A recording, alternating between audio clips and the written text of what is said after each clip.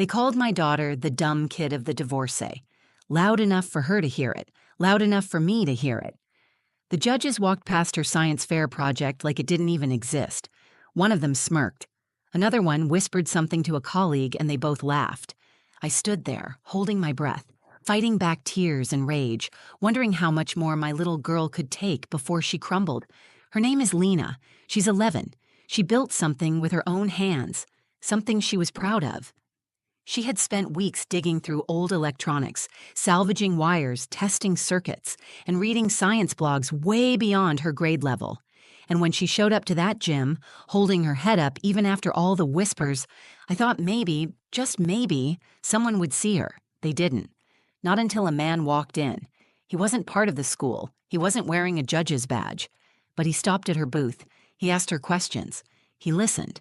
Then he looked at me, dead serious, and said, "This needs to be patented." That's when everything changed. My name is Kayla Martinez, and for the past 5 years, it's just been me and my daughter, Lena. We live in a small town in Pennsylvania, the kind of town where people still leave notes on neighbors' doorsteps when your grass gets too long, and where your reputation sticks like gum under a desk. Everyone knows everyone. And if you mess up, even once, they remember it forever.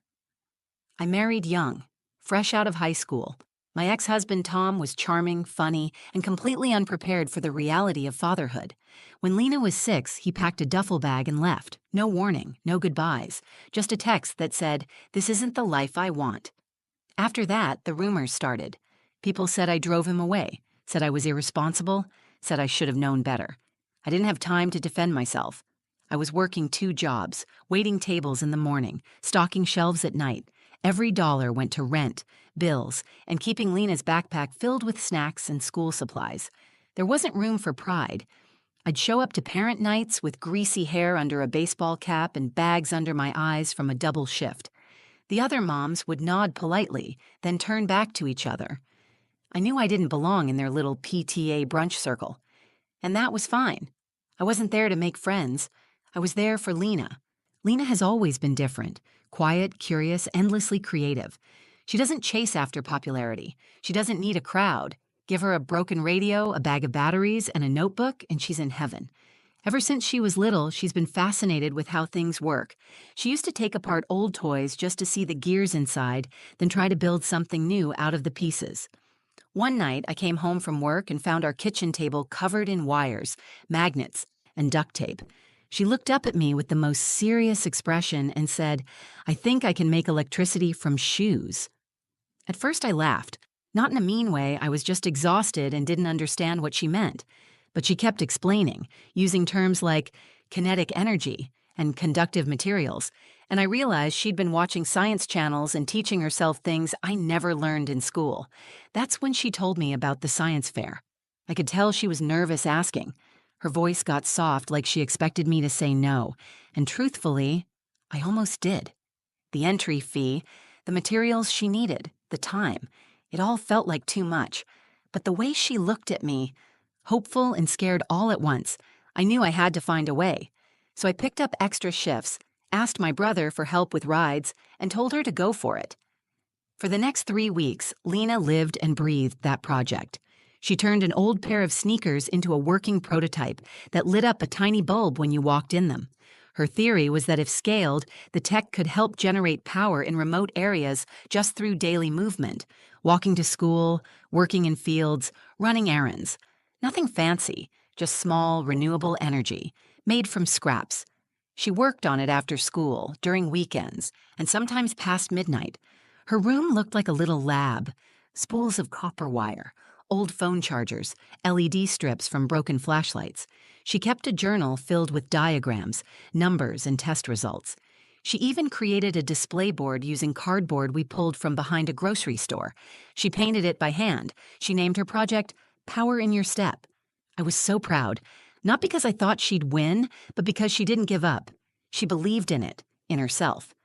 But as the fair got closer, I started to hear whispers from other parents. Is she really entering?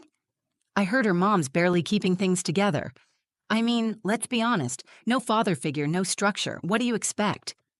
I stayed quiet, smiled through my teeth, and kept showing up. Lena didn't seem to notice. Or maybe she did and just didn't want to make me feel worse. Either way, she kept working. The night before the fair, she packed up her project with the care of someone handling glass. She even ironed her big brother's old button-down shirt and wore it like a lab coat. When I looked at her that morning, standing there with her little invention, trying so hard to look confident, it hit me just how brave she really was. She didn't just want to be seen, she wanted to be taken seriously. And I prayed that someone, anyone, would look past her last name and see what she built. The morning of the science fair felt like something bigger than just a school event. Lena woke up early, already dressed, before I finished pouring my coffee. She had packed her project into 2 cardboard boxes the night before, labeling each side in neat handwriting, "Handle with care, science in progress." She even made a checklist, ticking things off one by one: battery packs, wire connections, poster board, backup flashlight, notebook. She was ready, nervous, but ready. We loaded everything into my car and drove to the school in silence. Not because we had nothing to say, but because we were both holding something in. She was trying to stay confident. I was trying not to cry. As we pulled into the parking lot, I saw clusters of kids in matching t-shirts, parents unloading professionally printed displays, giant tri-fold boards with 3D models and flashy lights. A few had banners. One project had a solar panel. Another had a mini wind turbine. Lena looked down at her scuffed shoeboxes and cardboard signs, then back out the window. "You okay?" I asked. She nodded. "Yeah, it's not about how it looks, right?" "Right," I said. But we both knew it kind of was. We walked into the gym, which had been transformed into a science wonderland. Tables lined up like a maze, kids buzzing with excitement, parents sipping coffee and offering coaching tips like little league coaches before a big game. The judges were already walking around with clipboards. We found her assigned table near the back corner. No one said hello. No one offered help. Lena quietly unpacked her project, straightened her display, and tested the tiny LED bulb that lit up when someone stepped on the pressure panel she had hidden inside the sneaker. Worked. Her eyes lit up for just a second. That's when the whispers started. A girl 2 tables down leaned toward her friend and pointed. "That's the girl I told you about, the one with the mom who works at Dino's." The other girl laughed. "Oh yeah, I heard her dad ran off or something." My stomach twisted. I turned around, half expecting a teacher to step in. Nothing, just polite smiles and nods. One of the PTA moms glanced at me and then turned back to her group, whispering into her coffee cup. Lena pretended not to notice, but I saw the way her hands gripped the edge of the table just a little tighter. I wanted to pull her out of there, just grab her hand and leave. But she had worked so hard for this, so I stayed silent. Then the judges came. There were 3 of them, 2 men and 1 woman. They were laughing about something when they approached Lena's table. One barely looked up from his clipboard. Another scanned her project board for maybe 2 seconds. The third one read the title, "Power in Your Step," and raised an eyebrow. "What is this? Some kind of shoe light?" he asked, half smiling. Lena stood up a little straighter and said, "It's a motion-powered energy generator that lights a small LED bulb. I made it using recycled materials. If developed further, it could be useful in off-grid communities." The man cut her off with a nod, already walking to the next table. The woman judge lingered for another second, looked at the sneaker, then said, "That's cute," before moving on. Cute. That was the word she used. Not interesting, not innovative, just cute. Lena sat back down. She didn't say anything, but I saw her eyes flick toward me, then to the exit door, and then back to her project. I sat on the bleachers, fists clenched in my lap, watching other kids show off projects with miniature volcanoes that spit glitter and slime, with parents recording them on the latest phones and cheering every sentence. Lena's table was quiet, ignored. A few students passed by and snickered. "Isn't that the dumb kid of the divorcee?" The words hit me like a slap. Lena heard it too. Her face didn't change, but I could feel it. She was shutting down. That spark I'd seen in her just hours ago, it was starting to dim. I wanted to scream. I wanted to stand up and tell them all who she was, what she had done, how she had made something from nothing with her own 2 hands. But I didn't, because she wasn't done yet. She didn't look up. She didn't cry. She sat there, silent, next to her little invention, surrounded by people who had already decided she didn't matter. And still, she didn't give up. Not yet. I was sitting on the bleachers, gripping the edge of the seat so tightly my fingers had gone numb. My heart was pounding. My face was hot. I wanted to march down there, grab one of those judges by the collar, and ask them how they could dismiss a child's work like that, without a second look, without a question, without a single ounce of respect. But I didn't. I took a deep breath, then another. I looked at Lena. She was still sitting at her table, staring down at her project. Her back was straight, her hands were folded in her lap, but I could tell she was unraveling.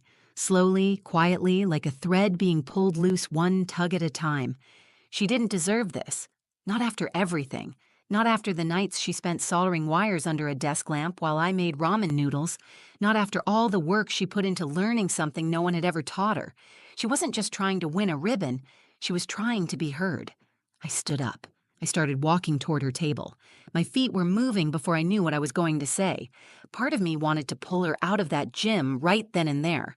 Tell her we didn't need their approval, that she was too good for their tiny-minded judgments, that their opinions meant nothing. But then I saw her face.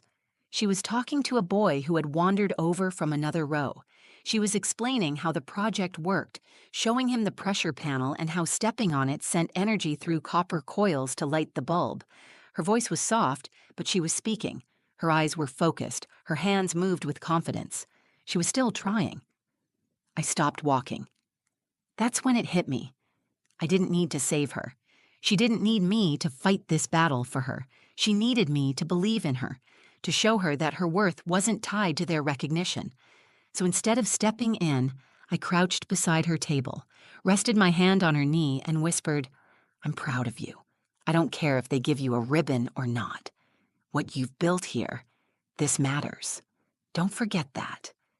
She looked at me and blinked hard, her mouth slightly open like she didn't know what to say. Then she nodded, just once, and turned back to her project. I stepped back, returned to the bleachers, and watched. For the next 10 minutes, Lena stayed at her table while kids started tearing down their displays. The judges were meeting at the front of the gym, tallying scores, pointing at clipboards. Nobody came back to her table, not a single person. But she didn't pack up. She didn't leave. She just kept standing there like she still had something to offer, like it still mattered. That's when he walked in. I didn't notice him at first. He wasn't wearing a badge or carrying a clipboard. He looked out of place, maybe in his early 60s, wearing a dark blue blazer, clean-shaven, the kind of man who didn't come to middle school science fairs just to browse.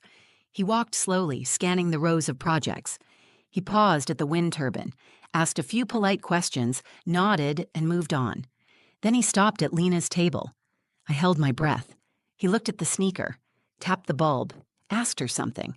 I couldn't hear what it was, but Lena straightened her shoulders and began explaining everything from start to finish. He listened, really listened. For several minutes, he didn't say a word. He just nodded, leaned closer, and watched the demonstration as Lena stepped on the panel and the bulb lit up. Then he looked at her notebook. She handed it to him. He flipped through the pages slowly. I could see his expression shift. His eyes narrowed, his mouth tightened like he was trying to make sense of what he was seeing. Finally, he looked up and asked her a question. Lena answered confidently. Then he looked at me.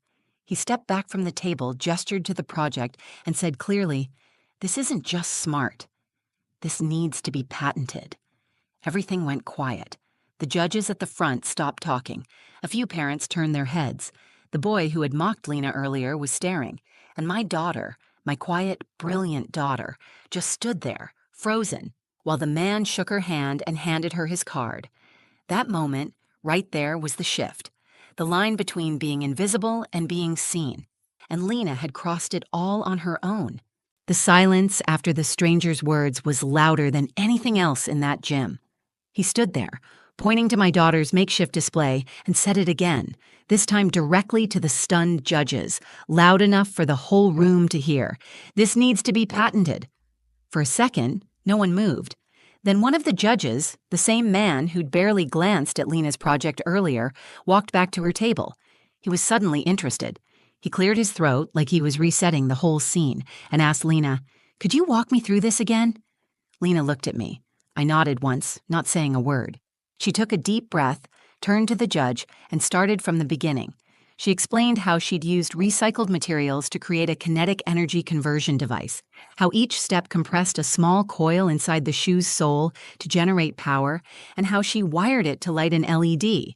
She explained how it could help kids in areas with limited access to electricity. She even pulled out her notebook and showed her recorded test data, voltage readings, wiring diagrams, and step-by-step improvements she'd made over time. The judge leaned in, eyes wide now. "You did this by yourself?" he asked. Lena nodded. "Mostly. My mom helped me find parts, but I built it." The woman judge, who had called the project cute earlier, came over next. This time, she asked real questions. She examined the shoe, took notes, even smiled once.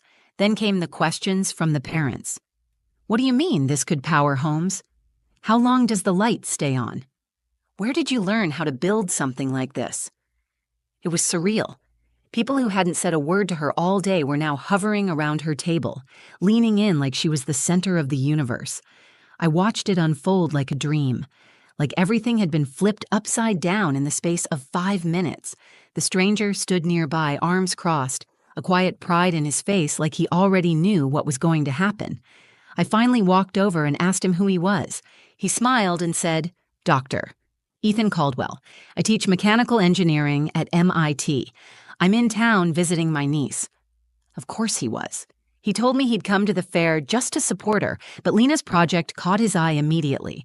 He'd never seen a child that age apply real-world engineering principles so effectively, especially using salvaged materials. "This isn't just a cute school project," he said. "It's a prototype with serious potential." I nearly burst into tears right there. He handed me his card and said he wanted to connect us with a nonprofit that helped young inventors file patents and get mentorship in STEM fields. "She needs guidance," he said. "The right support could take this far."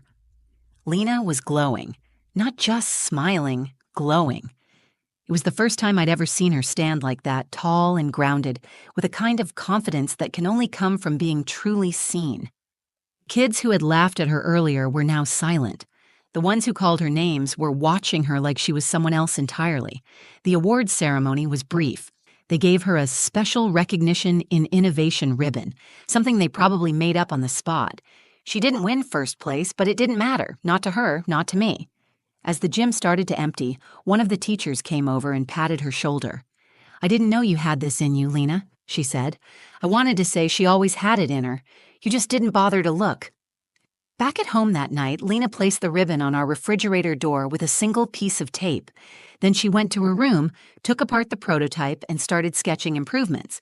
She didn't care about praise. She was already thinking about what came next. And me? I sat at the kitchen table holding Dr. Caldwell's card, thinking about how close we came to missing that moment. If he hadn't walked in, if Lena had given up, if I had pulled her out, it all could have ended before it began. But she stayed. She stood her ground, and when someone finally looked, really looked, they saw what I'd known all along. My daughter wasn't the dumb kid of the divorcee. She was a genius waiting to be noticed. It's been 7 months since the science fair, 7 months since that gymnasium, since the ribbon, since the moment everything shifted. Sometimes I still think about how close we came to walking away unnoticed.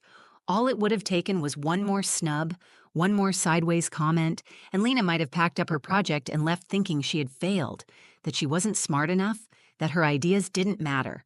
And if that had happened, I honestly don't know how long it would have taken her to try again. But that's not what happened. What happened is this. She got seen, not for who they thought she was, the quiet kid with the waitress mom and a missing dad, but for who she actually was, a thinker, a builder, a problem solver. After the fair, Dr. Caldwell kept his word. He connected us with an organization that helps young inventors navigate the early patent process. A few weeks later, Lena and I were sitting in a video meeting with engineers and legal experts from across the country. They treated her like she belonged there, because she did. They walked her through filing a provisional patent for her Power in Your Step design. Lena asked questions about voltage regulations, sustainable materials, and battery alternatives. Half the time, I was just sitting there stunned, listening to my 11-year-old talk like she was already in college. They also assigned her a mentor, Amira, a software engineer who grew up in a small rural town just like ours. She told Lena, "You're not an exception. There are more kids like you. You just got brave at the right time." That line stuck with me because it's true. Lena didn't wait for permission to build something. She didn't wait until someone told her she was qualified or smart enough. She just started. She followed her curiosity and worked with what she had: broken parts, scraps, and stubborn determination. Now she's part of a Junior Innovators program. Every Saturday morning, while most kids her age are sleeping in or scrolling through their phones, Lena's at the library with her laptop, sketching ideas for an upgraded design that could generate more voltage with fewer steps. She's researching how her invention could be used in refugee camps or during disaster relief efforts where power is scarce. She's thinking beyond our little town, beyond her own story. As for school, things are different. The same teachers who used to dismiss her now ask if she'll speak to the younger grades about STEM. The girl who called her the dumb kid of the divorcee hasn't said another word since the local paper ran a story about her invention. Lena didn't gloat. She didn't change who she was. She just smiled, nodded, and went right back to work. And me? I've changed too. I used to carry so much guilt about the divorce, about working too much, about not giving Lena the normal life other kids seem to have. I felt like I was always falling short, like no matter how hard I worked, I was always 2 steps behind. But that day at the science fair taught me something I'll never forget. I don't have to fight every battle for my daughter. I don't have to shield her from every insult or prove her worth to people who've already made up their minds. What I do have to do, what I get to do, is show up, believe in her, let her rise even when it's painful to watch, even when the world tries to tell her who she is. Because here's the truth. People will try to define your child by your past, by your mistakes, by your last name or where you work or what your family looks like. Let them talk. Let them whisper. Then teach your child how to speak with their work. That's what Lena did, and I'll never stop being in awe of her for it. So if you're watching this and you've got a kid who doesn't quite fit the mold, who's quiet or awkward or messy or misunderstood, don't panic. Don't try to make them blend in. Watch what lights them up. Invest in that. Believe in that. Because one day, someone else will walk in, see what they've built, and say, "This needs to be patented." And when that day comes, you'll be so damn proud you didn't let the world tell them who they were. You let them show the world instead. If this story meant something to you, if you've ever felt overlooked, underestimated, or just needed someone to believe in you, please take a second to like this video. It helps more than you know. Share it with someone who needs a reminder that where you come from doesn't define where you're going.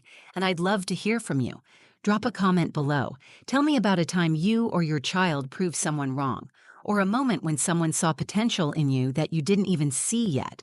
I read everyone. And if you want more true stories that lift you up, make you cry, or just remind you that resilience is real, subscribe to the channel and turn on the notifications so you don't miss what's coming next. Thanks for being here. I'm grateful for you. We'll see you in the next story.